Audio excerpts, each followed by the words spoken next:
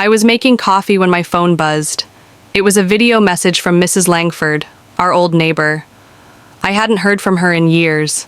Just seeing her name on my screen brought back memories I thought I'd buried. The message was short. No greeting, no context. Just one line. "I'm so sorry about your parents. I can't believe what I saw today." My stomach tightened. I tapped on the video.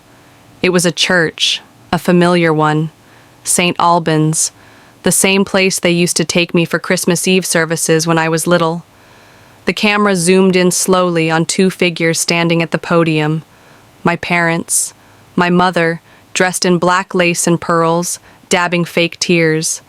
My father, stiff and solemn, reading from a paper with shaking hands. Behind them, a casket. And next to that casket was my photograph. Large, framed, surrounded by flowers. I froze. My father's voice echoed through the phone. She was always a troubled girl, but we loved her. We did everything we could. My vision blurred. He was reading a eulogy, my obituary. "Though she left this world far too young, we pray her soul finally finds peace." What? I wasn't dead. I was standing in my apartment, alive, breathing, shaking. This couldn't be real. I scrubbed the timeline back, played it again, and again. Their faces didn't change. Their voices didn't tremble with grief. They were calm, controlled, performed. I gripped the edge of the kitchen counter. My hands wouldn't stop trembling. "What the hell is going on?" I whispered aloud. "Why are they doing this?" I hadn't spoken to them in years, not since they cut me off, disowned me like I was a stain on their reputation. But to hold a funeral, to declare me dead? The more I watched, the colder I felt. My mother mentioned how tragic my accident was. There was no accident. My father talked about my final years spent in isolation.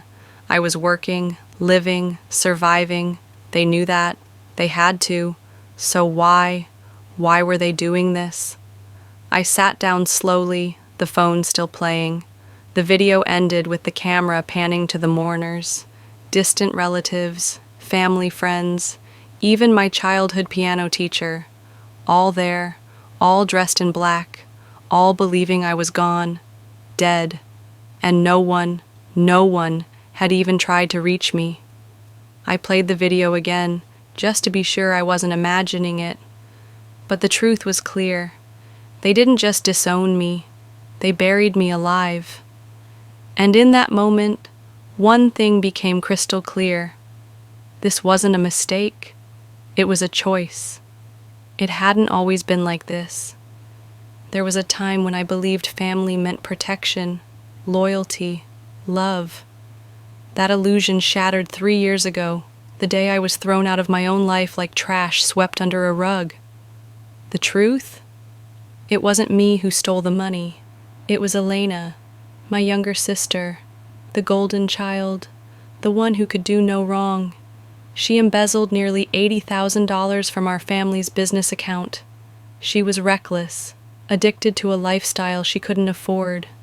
And when the numbers didn't add up and the books caught fire, our parents needed a scapegoat. I was convenient. I still remember the exact words my mother hissed at me in the kitchen. "Better one ruined daughter than two." My father didn't even look at me when he said, "You humiliated us. You're no longer our daughter." The next morning I was gone. No money, no explanation to anyone, just silence. I tried calling, texting, I sent letters. Nothing. My number was blocked. When I reached out to close family friends, they suddenly stopped responding. One by one, doors that had always been open slammed shut. I became a ghost. Not just to them, but to the entire world that had once known me. Eventually, I did what broken people do. I left. I moved abroad, took a job in a cafe, changed my number, learned to live quietly. I didn't post online. I barely spoke my name. But even then, deep down, I held on to hope. Hope that someday, someone, anyone, would call, ask if I was okay, tell me it had all been a mistake. That day never came. Instead, something worse did. Last year, I tried renewing my old email, but it wouldn't go through. When I contacted support, I was told the account had been deactivated due to a report of user decease. My name had been marked as dead in their system, officially, digitally, completely. They hadn't just disowned me, they erased me. I couldn't sleep that night. The video played on a loop in my mind, their voices, their fake grief, my face next to a casket I'd never seen, my own funeral, without me. Something wasn't right. So I started digging. First, I called Aunt Rachel, my mother's older sister. We hadn't spoken in years, but she always used to sneak me candy at family reunions. She answered on the second ring. Hello? Aunt Rachel, it's me. It's Maya. Silence. Then, click. She hung up. I called again. Blocked. Next, I tried my cousins. One sent me a thumbs-up emoji and never replied. Another asked, "Is this some kind of sick joke?" No one believed I was me, except one. My youngest cousin, Sam, the one who always looked up to me when we were kids. He texted back, hesitant. "Maya, are you really alive?" "Yes, I need to know the truth." "What did they tell everyone?" The typing bubble blinked for a long time. Then finally, his reply. "They said you died in a car crash overseas. 3 years ago." My stomach dropped. "They had a whole story," he continued.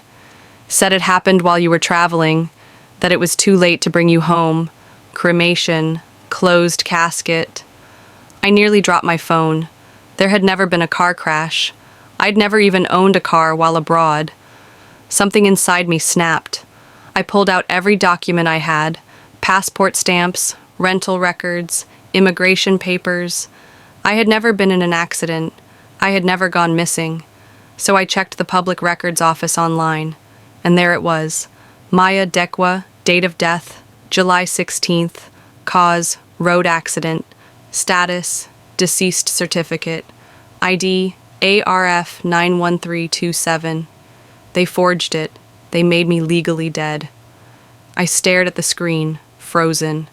This wasn't grief. This wasn't denial. This was a cover-up.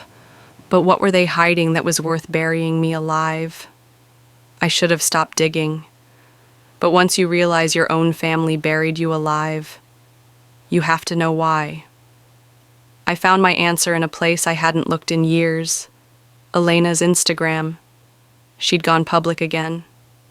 And there it was, a glittering carousel of images, white roses, champagne fountains, a diamond the size of a planet, Elena's wedding. Everyone was there. Aunt Rachel, smiling like she didn't hang up on me, my cousins, clinking glasses, even great Uncle Theo, who never showed up for anything. But not me. Not a single mention. Not even a "wish Maya could have been here" caption. I was gone. Erased like I never existed. Until I looked closer. In one of the photos taken at the reception, there was a speech in progress. Her husband stood smiling. Next to him, my father, holding a wine glass, speaking into a microphone, grinning. Caption, "To the one daughter who always made us proud." There it was, the switch, not just forgotten, replaced. Curious, I searched the family business registry. A few clicks later, my blood went cold. The trust fund my grandparents had left for me, college, startup money, everything, had been transferred to Elena. 6 months after my death, legally, quietly. She didn't mourn me. She profited off me. I stared at her smiling face in that white dress, sparkling in the sun, and it hit me. My sister didn't just replace me. She erased me. Enough. If they wanted me dead, they were about to see just how alive I really was. The next morning, I walked into a law office with a stack of documents and a fire in my chest. Passport stamps, employment contracts, tax filings, lease agreements, flight records, proof, unshakable, unforgivable. The young attorney across the desk looked stunned. "You're challenging your own death?" I slid the forged certificate across the table. "I'm not dead, but I plan to haunt them." He blinked, then nodded slowly. "Then we'll start with a fraud complaint and a motion to revoke the declaration of death. It'll take time, but—" "I don't have time," I cut in. "Apparently I have a memorial this Sunday." He looked up, startled. Earlier that day, a message had come through from an unknown number. Just one line. "They're holding a memorial for you next Sunday. At St. Albans." No name, no explanation. But I knew the church. I knew the address. It was real. And so was my plan. That night, I stood at the window of my apartment. The city lights glittered below me, like sparks waiting for gasoline. They dressed me in lies, buried me in silence, pretended I never existed. But now I had a stage. Let them grieve, let them cry, let them perform. And when the curtain lifts, let's give them a funeral to remember. She lost her way, and though we couldn't reach her, we never stopped praying she'd come back to us. My mother sat in the front row, dabbing tears with lace-trimmed tissues like she'd practiced for weeks. Her sobs were delicate, perfect. And Elena, she stood next to her, pearls clutched like they were the only thing keeping her heart from falling apart. My sister Maya was complicated, but she was mine. I wish I could have said goodbye. A lie, wrapped in a tear, tied with a bow. I stepped closer to the door, just enough to hear it. The priest raised his hand solemnly. May she rest in peace. I exhaled. Not yet. The show was still going, but the main character hadn't arrived. Let us now stand for a moment of silence. The priest's voice echoed through the church like a final curtain call. Everyone rose to their feet, heads bowed, eyes closed, hands folded politely over hearts. And in that breathless pause, I pushed open the doors. The sound was sharp, deliberate. 2 heavy oak doors groaning open like a tomb splitting in half. Cold light from outside spilled into the church, sliding down the aisle like a spotlight. And I stepped into it, slowly, deliberately. Each heel strike on the marble floor echoed like a gunshot. Click, click, click. The silence cracked. Gasps. A few people turned, then more. Whispers bloomed like wildfire. Is that? It can't be. Mom, isn't that her? I took off my sunglasses. Eyes met mine, wide, disbelieving, terrified. My mother's face went pale. Her lips trembled. Then she crumpled, an overly dramatic faint, her body dropping like she'd rehearsed it. My father's mouth hung open. The wine glass slipped from his fingers, shattering against the pew. Elena locked eyes with me and froze. Her jaw clenched. Her pearl necklace twisted in her grip. A half-full glass of champagne tumbled from her hand and splashed across her perfect white shoes. The priest, stunned, took a step back. I kept walking. Every eye in the building followed my steps like they weren't sure if they were seeing a ghost or a reckoning. And maybe I was both. I didn't say a word. I didn't need to. My presence was the thunder after the lie. The consequence they prayed would never come. By the time I reached the front of the aisle, the room was holding its breath. I turned, faced them all, and smiled. Let the truth begin. I stood at the front of the church, beneath my own portrait, the same photo they used to eulogize me, to bury me. I turned to face the crowd. Dozens of eyes stared at me like I'd risen from the grave. Good. Let them look. I cleared my throat once and spoke into the silence. I heard I died, but I'm here to correct the story. A ripple moved through the room. No one dared move. Some had phones in their hands but forgot to blink, let alone hit record. There was no accident, no tragic car crash overseas, no closed casket because the body was unrecognizable. I pulled a folder from my coat, thick, stamped, sealed with government marks and international dates.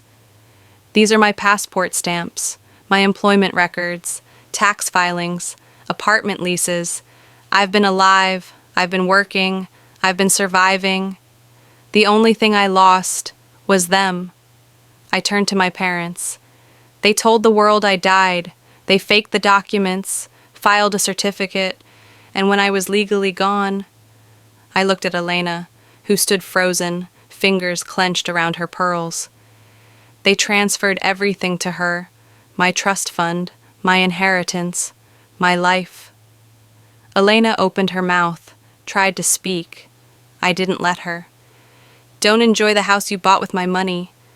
A murmur rose, like thunder behind me. Someone whispered, "She's got proof."